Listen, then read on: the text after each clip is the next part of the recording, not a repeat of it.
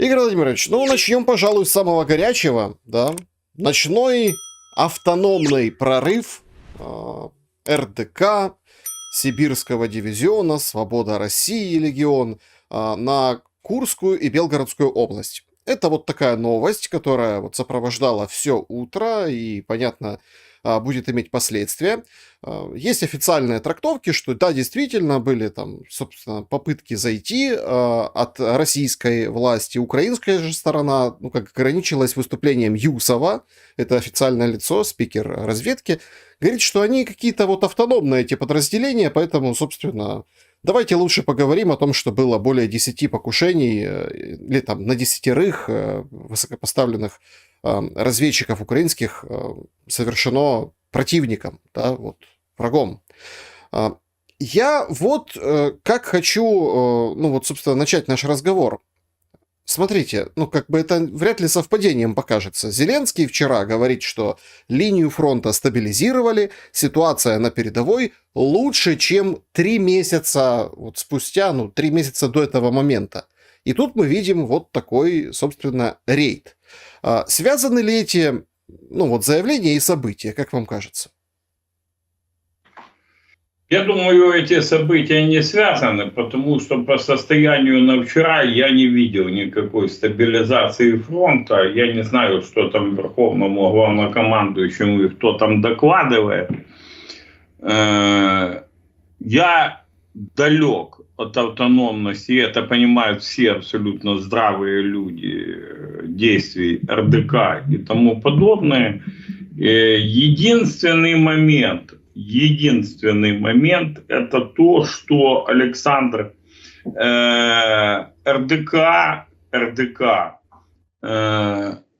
выполняет функции попытки создания буферной зоны возле Харькова на территории Российской Федерации. Естественно, все эти пафосные слова о выборах Путина, ну как бы им не хотелось, на самом деле режим в Российской Федерации очень сильный, довольно сильный. Никаких не потерпит историй, связанных там с другими такими серьезными антирежимными движениями. Приграничные области никогда не рассматривались как основными режимом, кремлевским. Поэтому, собственно, я так понимаю, что на РДК, легион, сибирский этот батальон или корпус, они выполняют роль вывески в попытке создать буферную зону вокруг Харькова, чтобы не дать обстреливать серьезно Харьков. Даже если эту территорию, эту зону удерживать эти подразделения не смогут, то там есть другая история.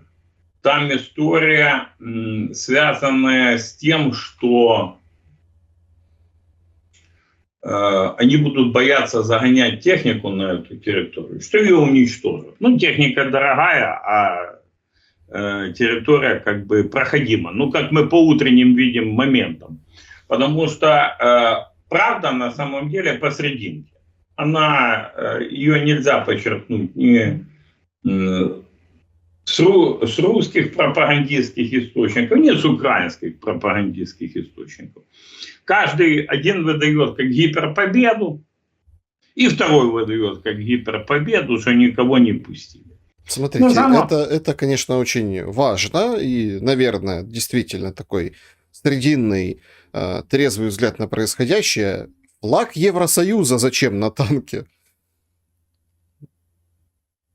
Я не исключаю, что существуют попытки провоцировать антиевропейские высказывания, движения со стороны Российской Федерации. Для чего? Для того, чтобы больше подтянуть, втянуть Евросоюз в войну. Я не исключаю этого. Это раз. Во-вторых, насколько мне известно, в составе этих подразделений есть русские из Европы, которые русские по национальности, а по гражданству там европейцы. Я не исключаю, что это кто-то на приколе. Ну, хотя тогда те, кто с наших выпускал, совсем не на приколе. Ну, вот. То есть, ну, ситуация довольно такая. Она, ну, может иметь последствия как положительные, так и довольно отрицательные. Смотрите, я вот как, ну, понятно, что там все подробности мы узнаем, там, понятно, что Илья Пономарев говорит, там, населенный пункт, там, деревню, да, приграничную на российской стороне захватили и удерживают, и, соответственно, ну, вот, как-то преувеличивают, вы об этом сказали, определенные моменты или там приукрашивают, причем там кто-то говорит, что никуда никто не зашел. Меня интересует ваше мнение как украинского националиста. Ну вот, такого, да, причем с этим, со шлейфом, с опытом, с историей. Игорь Владимирович, ну ё-моё, мы тут обсуждаем 2 недели подряд ввод контингента НАТО на территорию Украины. Причем все обсуждают с какой-то такой очень интересной, где-то даже страусиной позицией. Да, Зеленский тоже вчера говорил, что вот нет, мы не нуждаемся в оружии, но как бы спасибо за инструкторов, помощников и так далее.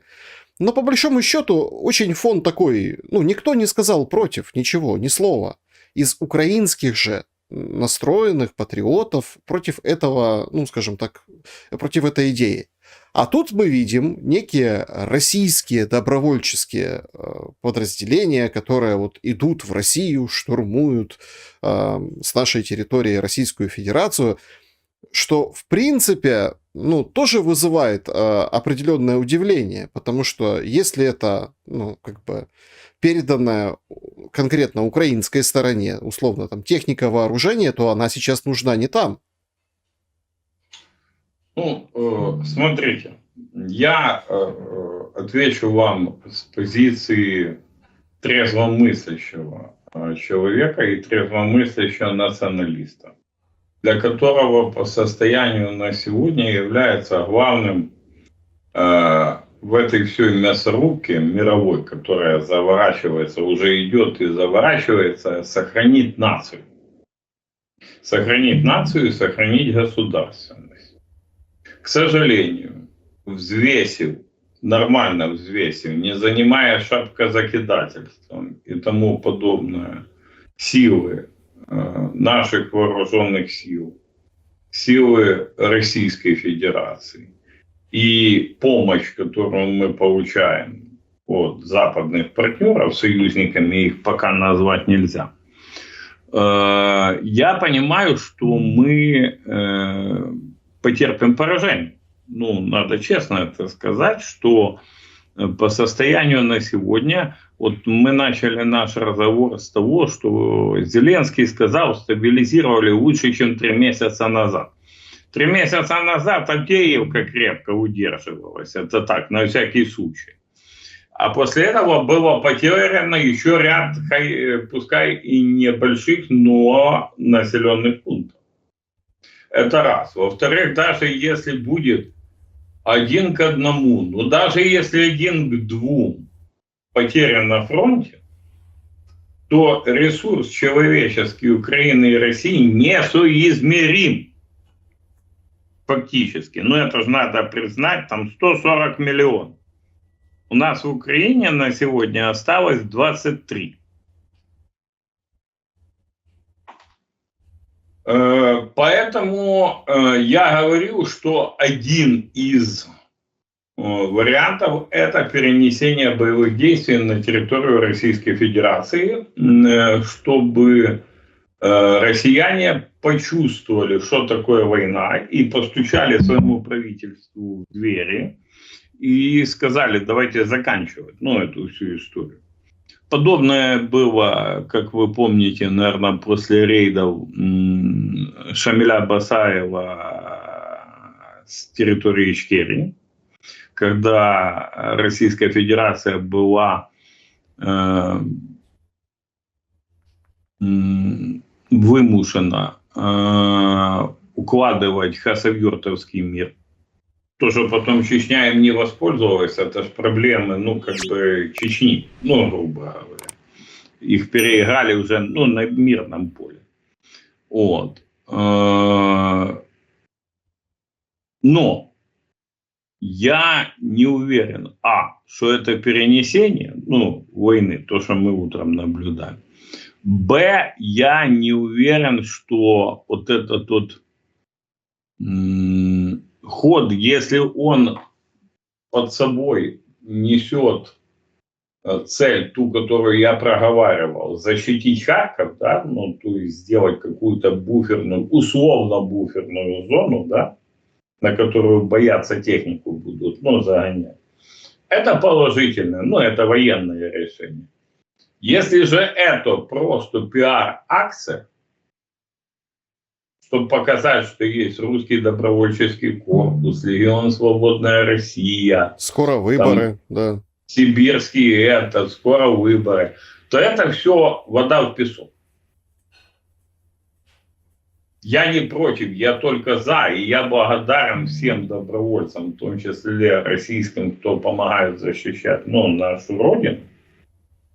Но это приблизительно мы наблюдали недавно смерть самого известного российского оппозиционера и его похороны. И что мы видели? Мы видели, что российское общество абсолютно не готово к протестам. Что власть хотела, то она так и провела. Ну и похороны, и все. Никаких протестов не было. Хочу напомнить, что украинская власть, если пыталась в свое время что-то подобное сделать, да, даже с похоронами. Вот вспомним похороны патриарха Владимира в 95 году прошлого столетия. Ну и что? Люди сказали нет и сделали, как они. Ну, считали нужным, по большому счету. Там все по-другому. Да, это самая пассионарная часть российской оппозиции, ну, в российском легионе, в этом легионе «Свободная Россия», в сибирском корпусе. Это самая пассионарная часть. Нужно ли нам поддерживать подобные организации? Нужно. Потому что они действительно создают хотя бы видимость того, что есть другая Россия. И не на словах, а на деле. Вообще, я говорил не один раз из трибуны парламента, я не поменял мнение, что единственный шанс победить Российскую Федерацию – это ее развалить. То есть это развалить Российскую Федерацию со средины по национальному признаку, по идеологическому признаку, но именно развалить. Ну вот где-то так. Ну, да. Но я хочу, чтобы зритель меня правильно понял. Концепция свободу народам, свободу человеку в данном случае данного рейда, ну, мне кажется, это другая абсолютно парадигма, это военная парадигма, связанная с обстрелами Харькова.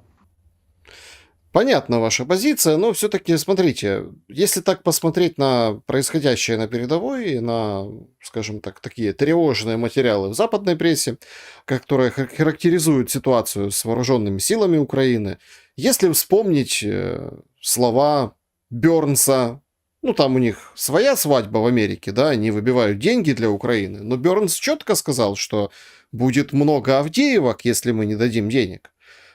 И, соответственно, территории будут захвачены еще в большем, ну, скажем так, объеме. И именно, Александр, именно поэтому я расцениваю вот этот рейд, ну, хотел бы видеть этот рейд, хотел бы понимать этот рейд как создание некой буферной зоны для защиты Харькова, а не просто какую-то пиар, ну, грубо говоря, акцию, которая, ну, ничего не даст, а Авдеевки будут увеличиваться. Ну, это то, что вы говорите. Ну, это Бернс говорит, да, что ну, как-то вот тоже нестыковка идет, потому что Зеленского все нормально, все стабилизировали, роем окопы, вернули Кирилла Тимошенко Минобороны, есть, собственно, тучи, которые сгущаются над Алищуком, то есть продолжается история с заменой командного состава, нашли место Залужному, все вроде бы как хорошо, да, но только Ну, давайте так, вот вы много сказали вещей, давайте так, по порядку. Значит, первое, по Залужному. Вы слышали Валерия Федоровича?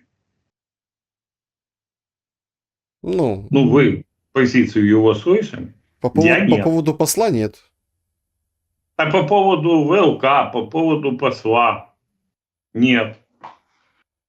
Более того, господин Пристайко заявил, что историю с Залужным англичане узнали откуда? С прессы. Вот вдумайтесь, англичане узнали с прессы. Это мне напоминает анекдотическую форму. Ну, было бы смешно, если бы не хотелось плакать, потому что вся дипломатическая служба уничтожена ради каких-то личных хотелок. Там, взяточница, генпрокурор, бывший в Швейцарии. Я извиняюсь, минетчица в Болгарии инструктор. Еще какие-то мега зашкваренные персонажи где-то. Гусева мега зашкваренного с оборонпрома обещали, в Чехию не приняли, то попросил лично Алиева, заберите Азербайджан. Понимаете? Я не комментирую вопросы, связанные с Залужным. Почему? Потому что я хочу услышать его.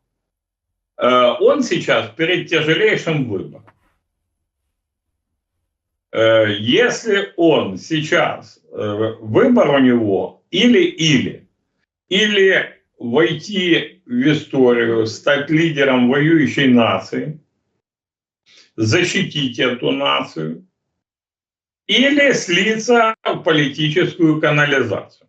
Ну, представьте себе, мы сейчас с вами поговорим, что не мог Залужный. Выходит Залужный и говорит, я никому не давал согласия. Да, меня прогибали. Как мы будем выглядеть с вами? Поэтому я не хочу. Пускай Валерий Федорович определится, он с кем? Он с людьми, которые пока являются властью, которые принесли так много горя и едет послом, либо он со своим народом. По поводу ВЛК мы тоже не знаем, что там было на самом деле, поэтому, я хочу услышать его. Это то, что касается его.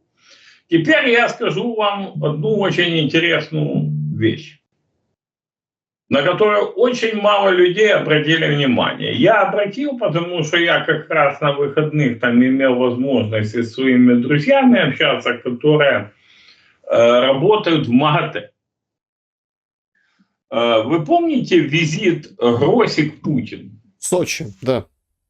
Когда все эти офисные информпомойки, обматерили Гроси с ног до головы, поехал уже к Путину. Я знаю причину его поездки и о чем они говорили. Гроси привез предложение Путину от МАГАТЭ и мирового сообщества. Предложение звучит так. Вы передаете Запорожскую атомную электростанцию Украине, а МАГАТЭ снимает с Росатома все санкции, включая топливные. По ядерному топливу. Погодите, там не шибко много и санкций было. Смотрите, то, что МАГАТЭ включило по топливу, сильно бьет по Росатому. Ну, я знаю, о чем я говорю. Я знаю, о чем я говорю. И России это предложение экономически, ну не политически, экономически выгодно. Второй звоночек произошел по возвращению Гроси в Вену, ну, штаб-квартиру МАГАТЭ. Он собрал совет директоров, управляющих МАГАТЭ, и была принята резолюция о возвращении, ну, Запорожской АЭС. Ничего удивительного, ну, в этой резолюции нету. Мы такие слова слышим 1,5 года. Удивительное другое. Резолюцию пропустили, а частично даже поддержали страны, которые ее до этого блокировали 1,5 года. Страны, которые принято называть либо теми, которые в орбите интересов, ну, Российской Федерации, либо те, которые с ними, ну, работают. Китай, например. Поэтому это дает хоть и слабую, но надежду. Потому что мое личное мнение, если Запорожская атомная станция будет передана на любых условиях. Ну, тогда увеличится экспорт электричества Украины. Понятен план. Не, это даже, этот план экспорта понятен, даже не в этом. Это будет означать готовность РФ к замораживанию, ну, конфликта. Если ее остановят, потому что Российская Федерация по состоянию на сегодня ее эксплуатировать в своих интересах не может. Если, но остановить могут, ну, то есть заморозить. Если они ее остановят, то надо готовиться к серьезным дальнейшим военным действиям со стороны Российской Федерации. Это я говорю прагматически, ну, смотря на ситуацию. Да, Европа заинтересована, чтобы ЗАЭС перешла к Украине и работала. Более того, ну, мы же понимаем, и в Украине так понимают, и в Российской Федерации, ну, понимают, что война это энергетическая. И если нам отдают ЗАЭС, значит готовы, ну, действительно на какие-то действия. Поэтому, я думаю, в ближайшее там время мы это поймем. С другой стороны, возможно, ничего подобного не сложилось. Или кто-то выступает против, как с приездом Джонсона после Стамбула. И, возможно, из-за этого появился этот рейд сегодняшний. Это так, опять же.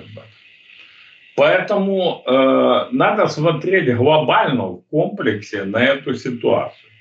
И надо понимать четко, чтобы поставить точку на рейде, четко понимать, что сил, возможностей для работы на территории Российской Федерации, которая привела бы к ее распаду, ну и тому подобное, нету. Нету. Надо правду самим себе говорить. Нету таких сил. Выполнить тактическую задачу, ну, с буферной зоной, при поддержке наших, да, может быть.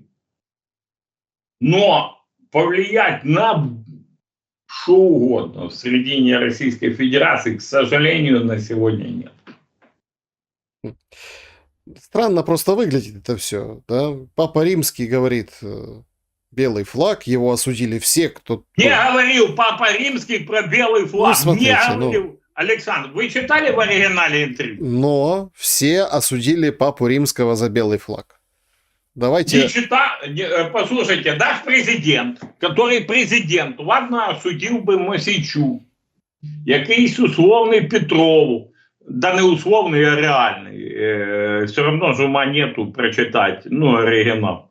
Но президент, тебе же должны были принести оригинал, тем более ты читаешь, ну, на английском и тому подобное. Ну, не говорил папа о белом флаге, не говорил. Или нам еще с Ватиканом надо посраться? Ну, у нас же традиция сраться со всеми. Александр, Но я перечитал, я тоже был возмущен там, с одной стороны, с другой не совсем возмущен. Смотрите. Подождите, а потом я взял, прочитал в оригинале и понял, что вой на болотах, что там, что тут, Так, не имеет ничего общего с этим интервью. вой, по-моему, с одной стороны был. Потому что все такие, раз, ой, да, Россия за переговоры. И получилась вот эта история, что Россия за переговоры, а Украина нет. Да, хоть там Зеленский пытается продвинуть саммит мира и, ну, собственно, какие-то свои инициативы дипломатические. Но это обычная дипломатическая многоходовка, которую проиграли. Причем проиграли и на Западе тоже. И Анналены Бербак, и Столтенберги, и все другие, которые комментировали слова Папы Но Римского. я еще раз вам скажу. Все, кто прокомментировал слова Папы Римского, не прочитал их, являются, по большому счету, если бы это была политика ответственности, политика этого самого, они как минимум должны были бы принести извинения перед Святым Престолом, а как максимум уйти, в отставку. Журналист, который брал интервью Папы Римского, я не прихильник этого папы. Я сразу говорю, у меня другие причины, не быть к нему как бы благосклонным. Это самое, а не это интервью. Журналист, который брал у него интервью, рассказал эту историю с белым флагом в вопросе. А папа на нее ответил, притом ответил довольно корректно. Если Зеленский, Столтенберг, Бербок и тому подобное читать, блядь, не научились, я извиняюсь на слове, то вообще тугодумство. Он не имел в виду, папа, никакой капитуляции, никакой. Он не говорил об этом. Он говорил о чем? О переговорах. Неужели любое слово «переговоры» неразрывно в психологии Зеленского связано с капитуляцией? Получается так. Получается, это родовая травма.